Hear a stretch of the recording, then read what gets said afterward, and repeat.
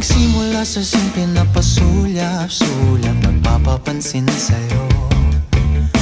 Umabot sa palitan ng mga mensahe, kilig na kilig ako. Kumusta, kain na, hello, magandang umaga.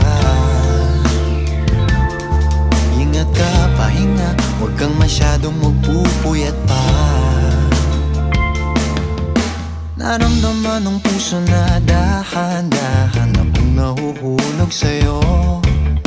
Sa kada araw natin na pag-uusap, meron ng